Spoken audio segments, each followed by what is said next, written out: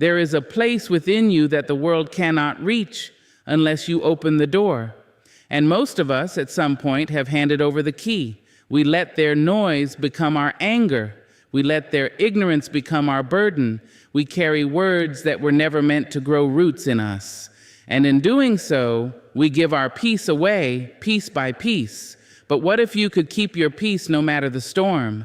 What if you could walk through every room, every insult, every misunderstanding, and still be grounded like a mountain, unmoved? This is not just a lesson in silence. This is a guide to power. Not the kind that yells, but the kind that knows. Watch this through, and I promise, by the end, you'll no longer react, you'll rise. They walk into your life carrying things they've never named: shame, resentment, fear, hunger for validation, wounds left open for decades. But instead of tending to them, instead of healing, they project. They toss what's too heavy for them onto whoever will hold it. And often that person is you, not because you deserve it, but because you are there, because you are open, because you are strong. People only throw at you what they can't carry themselves. When someone speaks to you with unnecessary sharpness, when their words are more blade than bridge, pause before you absorb it. Ask yourself, is this truly about me? Or is this a reflection of something they haven't resolved inside themselves? It's easier to point a finger than to look in a mirror. It's easier to offload pain than to process it. So they project the bitterness in their tone, the coldness in their silence, the sarcasm in their praise. It's the language of someone who is overwhelmed by their own inner weight. You become the container they try to pour themselves into, but you must learn not to absorb what was never meant to be yours. Their anger, likely not about you. Their judgment, rooted in their own insecurity. Their rejection, often a mirror of their own self-worth. And still, if you're not careful, you'll take it personally. You'll make their wounds your reflection. You'll twist yourself trying to earn grace from someone who hasn't even given it to themselves. You'll shrink your light, lower your voice, soften your boundaries, all in the name of avoiding the stones they're throwing. But those stones were never meant for you. They're carrying too much. And the heavier it gets, the harder they throw. Not because they hate you, sometimes quite the opposite. Sometimes they see in you the peace they've never known, the confidence they've buried, the self-love they were told they didn't deserve, and that sight unsettles them because you make it look easy, holding yourself with grace, walking without apology. So they test you. They say things they hope will crack your calm. They poke and prod, waiting for you to lose the composure they've never been able to find. Why? Because if they can pull you into their storm, then their chaos is validated. If even you, with all your strength, can be shaken, then they're not so broken after all. Don't fall for it. Their load is not yours to lift. You didn't cause it, you can't cure it. And carrying it won't save them, it will only bury you. This doesn't mean you stop being compassionate. It means you stop confusing compassion with self-sacrifice. It means you learn to say, I see your pain, but I will not become it. It means you allow people to sit in the discomfort of their own reflection without rushing to make it easier for them by dimming your truth. You will meet people who lash out instead of look within, who shame instead of share, who tear down instead of talk. It is not your job to catch every blow. It is not your responsibility to defend your worth every time someone else forgets theirs. You are not a dumping ground for unhealed emotion. Let them throw. Let them spill. Let them speak from places that don't even belong to the present moment. But you, stay grounded. Don't rise to meet the storm. Stay seated in your stillness. Because the moment you react, the moment you take their projection personally, you've handed them the power. You've told their wound it can control your peace.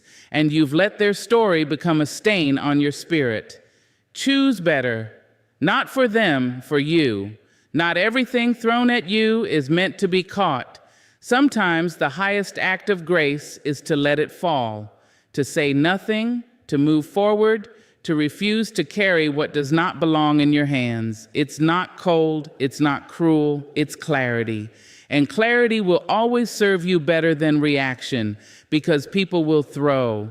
But your peace is not their playground, and your soul is not their storage space. Protect it, guard it, treat it as sacred.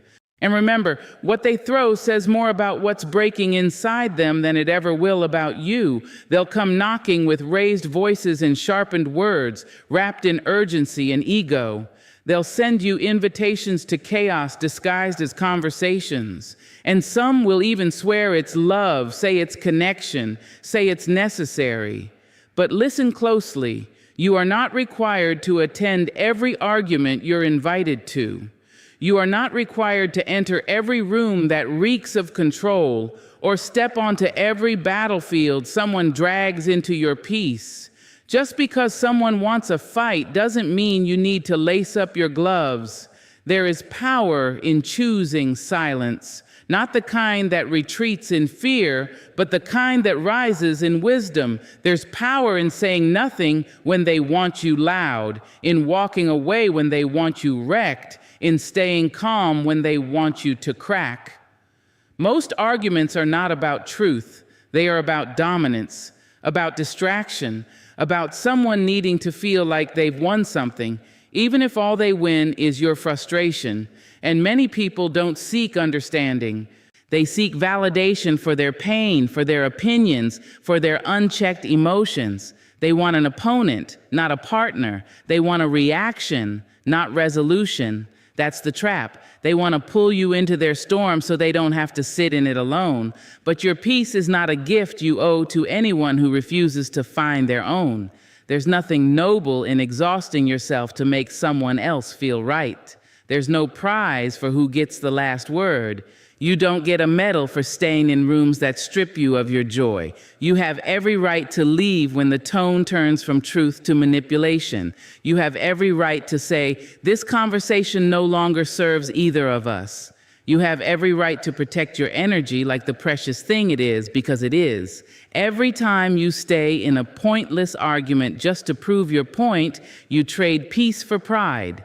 Every time you raise your voice just to match theirs, you descend to the very level you were trying to avoid, and eventually you start to lose the most sacred part of yourself, your stillness, your clarity, your sense of who you are beyond reaction.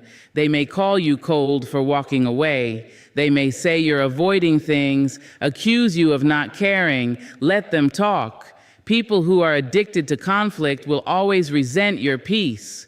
People who only know how to connect through combat will always feel abandoned when you choose silence over struggle.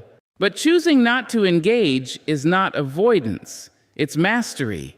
It's refusing to be reduced. It's knowing that not every fire is meant to be fought. Some are meant to burn out on their own while you walk away untouched. There are people who will try to bait you every time they feel out of control. Their questions aren't questions, they're traps. Their tone isn't curious, it's combative. You owe them nothing. Not your time, not your explanation, not your calm. Especially not your calm. Because not everything deserves a reply. And not every voice that reaches you deserves your ear.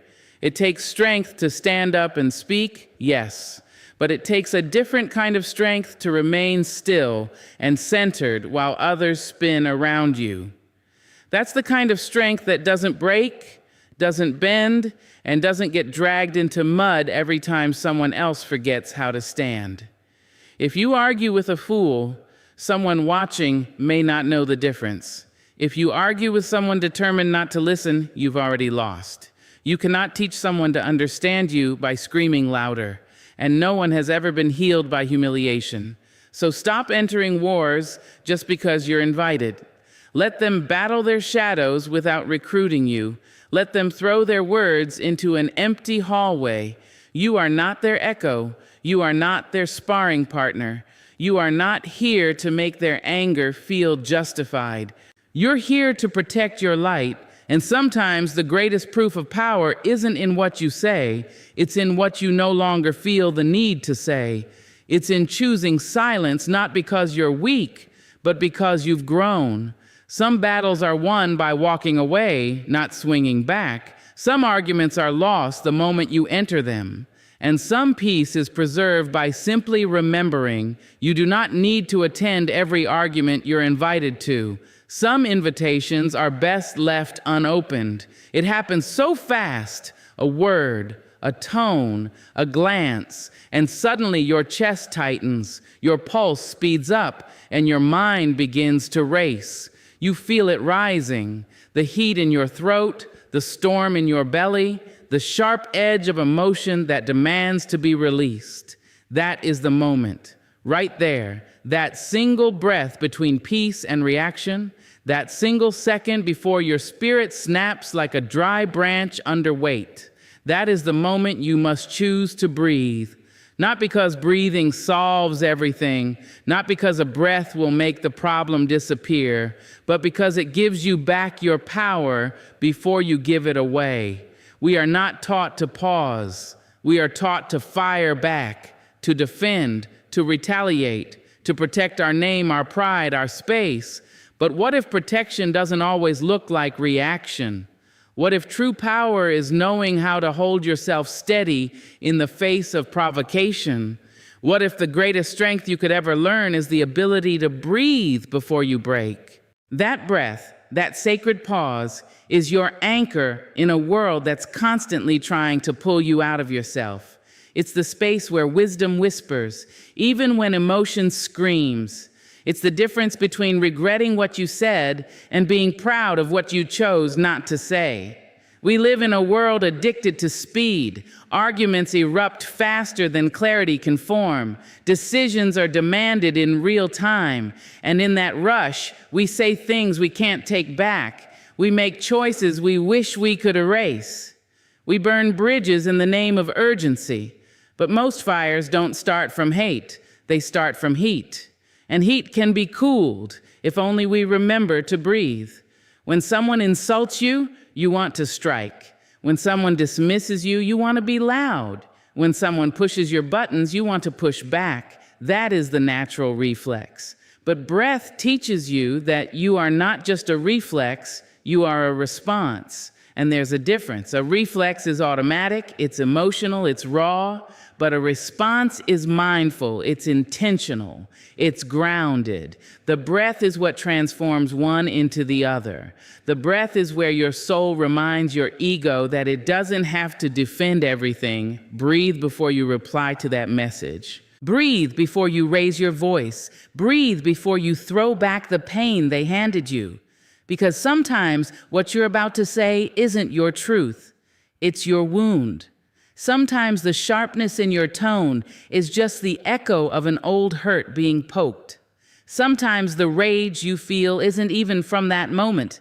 It's the accumulation of years you never let yourself process. But the breath knows, the breath reminds you, you are not in danger, you are in discomfort, and those are not the same. You have been taught to react because that's what the world models, but you can unlearn that. You can teach yourself to pause. You can teach your body that not every emotional spike is a call to war. You can teach your mind that not every disrespect needs to be returned. You can teach your soul to stay rooted even when everything around you shakes. This is not weakness. This is mastery. To know when to speak and when to hold, to know when to defend and when to release, to know when the cost of reaction is too high for the peace you've been trying so hard to protect. Breathe before you break, because you are not here to be shattered by life's chaos. You are here to move through it with grace, and know it won't always be easy. Sometimes you will forget, you will yell, you will respond from the fire instead of the quiet. You will wish you'd breathed instead of broken, but every breath is a new beginning. Every pause is a practice. Every moment is another chance to choose differently. So when you feel it rise, the anger, the sadness, the hurt, don't run from it. Meet it, greet it, Let it come to the surface, but don't let it spill. Breathe into it. Hold yourself the way no one else ever taught you to be held. Strong, soft, aware. Because when you can breathe through the moment that once broke you, you become unshakable. Not because you don't feel, but because you finally know how to feel without falling apart. There is a quiet kind of wisdom that lives in restraint. It is not flashy. It doesn't need to raise its voice. It doesn't stomp or scream or storm out of the room. It simply knows. It knows that not everything deserves your energy. Not every look, not every comment, not every opinion flung your way needs to be caught, dissected, or responded to, especially when the cost is your peace. Peace is not something the world will hand you wrapped in ribbons. You earn it by choice. You keep it by discipline. And the most disciplined thing you will ever do is not react when you are expected to. The world will throw bait at you daily, words meant to provoke, questions meant to challenge, moments crafted to unhinge you, and if you're not careful, you will spend your whole life flinching at shadows, proving yourself to people who already decided not to understand you, and trading your stillness for temporary victories that leave you feeling hollow. There's a difference between hearing something and having to respond to it.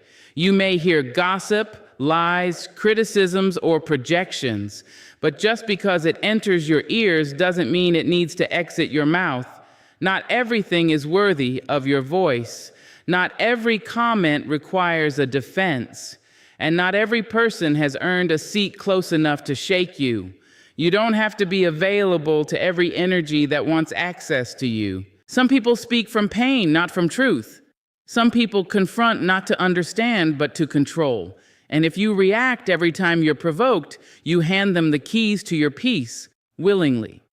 You say, "Here, take it. Take my calm, take my joy, take my self-respect," just because you had the audacity to challenge me. But why? Why give them so much for so little? What if your silence was not weakness, but strength? What if your decision not to respond was actually the boldest move in the room? What if holding your peace didn't mean you lost? It meant you won a battle no one else saw. They may call you cold. They may say you're disconnected. But those who confuse peace with passivity don't know the war it takes to maintain it. They don't see the 1,000 battles you've already fought just to get to a place where you can choose peace over pettiness, where you can walk away without the need to explain, where you can hear your name twisted and still sleep soundly at night. That is not numbness. That is mastery. Reaction is easy. Reaction is automatic, but response, or the decision not to respond, that's intentional. That's maturity. That's self-possession. That's knowing who you are so deeply, no one else's version of you can shake it. Not everyone who disagrees with you deserves your clarification. Not everyone who mocks you deserves your retaliation. Not everyone who misunderstands you deserves your correction. Sometimes the most radical act of self-care is choosing not to let that message ruin your day. Choosing not to let that driver on the road steal your mood, choosing not to carry someone else's misery as your own just because they tried to dump it on your doorstep. Let them feel what they feel. Let them say what they say. You don't have to pick up what they dropped. You don't have to react to everything that is beneath your spirit. Guard your peace like the treasure it is. People will come and go with storms inside them. Don't let them set up camp in your soul. Don't let them rearrange the furniture of your mind. Let them pass, like weather, like waves, like noise you no longer need to tune into. You are not obligated to be dragged into a drama just because it's directed at you. You don't have to raise your voice to prove you're not small. You don't have to respond to disrespect with the same energy. You are allowed to choose grace, not because they deserve it, but because you do. You deserve to go to bed without rehearsing comebacks. You deserve mornings unburdened by yesterday's arguments. You deserve to live untouched by the chaos others try to hand you. Not everything deserves a reaction. especially not your peace, because peace is not a passive state. It is a fiercely protected place. And when you learn that, truly learn that, you become untouchable, not because the world stops trying, but because you no longer let it in. The sting of insult is sharp. It lands fast, often when you're unguarded. A word, a tone, a look, meant to belittle, to provoke, to cut. And the human instinct is to fight back, to defend the wound, to restore dignity with equal force. But the truth is, most insults do not need to be met with retaliation. They need to be met with compassion. Not for their sake, for yours. Because what a person says to you often says more about what's hurting inside of them than what's broken inside of you. Insults are usually born from lack, a lack of peace, a lack of self-worth, a lack of clarity. A soul full of self-respect doesn't insult. A person secure in themselves doesn't aim to dim others. When someone lashes out at you, they're not showing you their power. They're showing you their pain. And if you can see it that way, really see it, you won't take the insult personally. You'll see it as a confession, a flare from a heart struggling to stay afloat. Compassion doesn't mean you excuse the disrespect. It means you rise above the need to match it. You understand that pain often dresses itself up in pride and criticism. And instead of dancing with the hurt, you choose to stand still in grace. When someone calls you a name, questions your worth, ridicules your choices, pause. Look at them not with judgment, but with curiosity. What must they be carrying? What kind of day or life must they be living to throw that kind of darkness at another? Compassion is not softness. It is not naivety. It is strength. It takes far more courage to hold your center when attacked than to snap back. It takes discipline to respond with empathy instead of ego.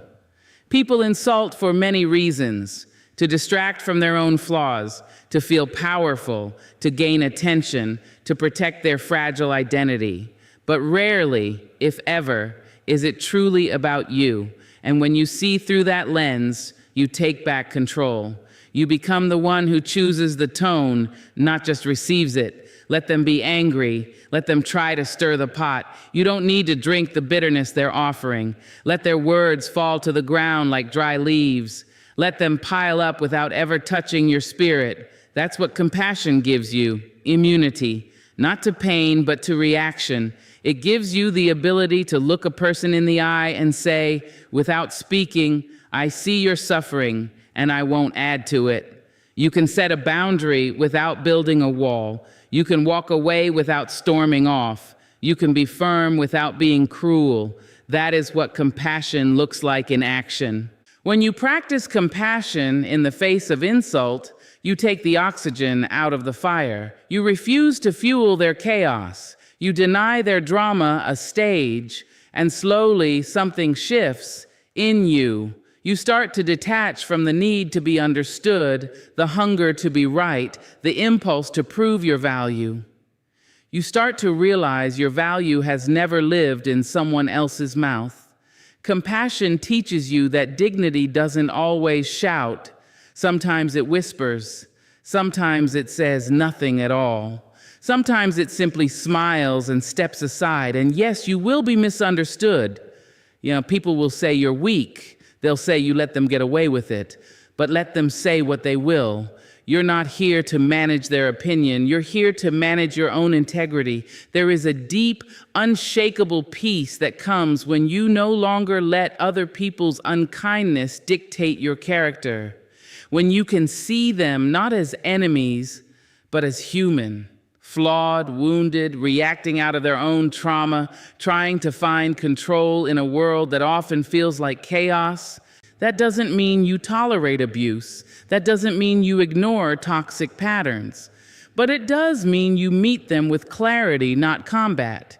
It means you say, I will not fight you because I see you're already at war inside. That level of compassion doesn't make you smaller. It makes you bigger than the insult, bigger than the moment, bigger than the game they're trying to play, and maybe, just maybe, your compassion will be the mirror they've never had. Maybe it won't change them, but it will change you, and that is enough. So the next time someone hurls a word meant to wound, pause, breathe, remember, what they say is about them. How you respond is about you. And you are someone who chooses compassion, not because it's easy, but because it's healing. There comes a time in life when you get tired, not from doing too much, but from carrying what was never yours to hold. You get tired of explaining yourself to people determined not to understand, of bending for those who only want to break you, of dancing through the flames of chaos just to prove you're still standing. And in that quiet fatigue, something sacred begins to rise. The desire to detach, not out of bitterness, but out of clarity, out of strength, out of peace. Peaceful detachment is not giving up. It is letting go. It is the moment you stop gripping the rope that's been cutting your hand. It's the stillness that comes when you no longer need to control the narrative, win the argument, or change the person. Detachment is not cold or careless. In fact, it's one of the warmest forms of self-love. It says, I no longer need to lose myself in order to keep you. When you detach, you are not abandoning people. You are abandoning the need to be tangled in their storms. You are choosing to step out of the battlefield, not because you've lost, but because the war was never yours to begin with.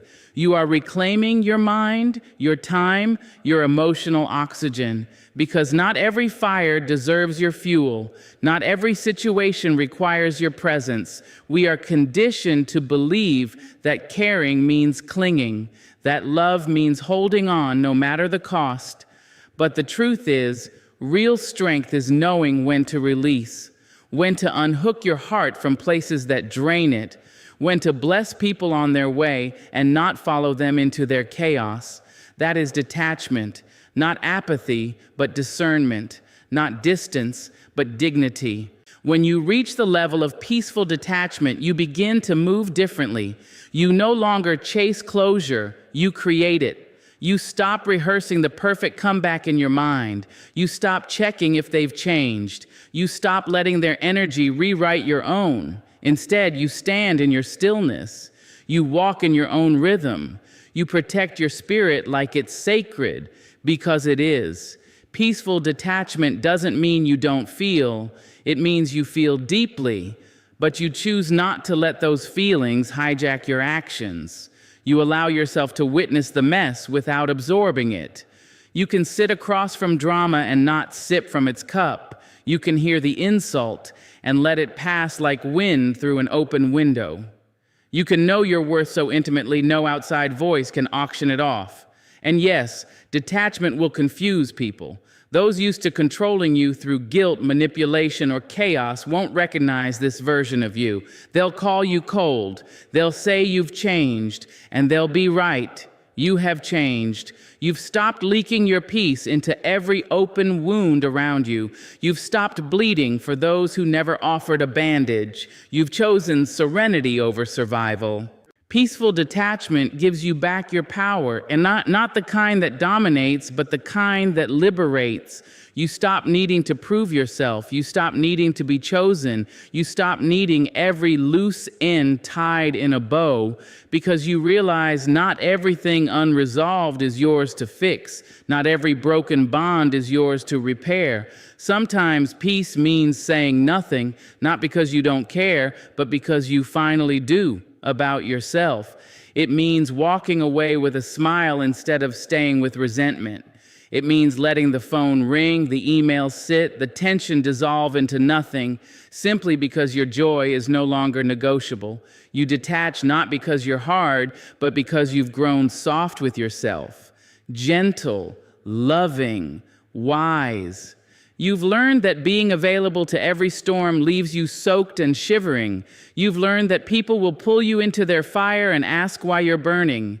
You've learned that protecting your peace is the highest form of maturity, There will always be noise. There will always be people trying to bring you back into the chaos. But when you've tasted real peace, when you've felt what it's like to be free from the tug of war of proving, fixing, pleasing, you won't trade it for anything. You'll smile more, speak less, sit quietly in rooms that once made you anxious, watch old battles unfold around you, and feel nothing but gratitude that you're no longer in them. That's what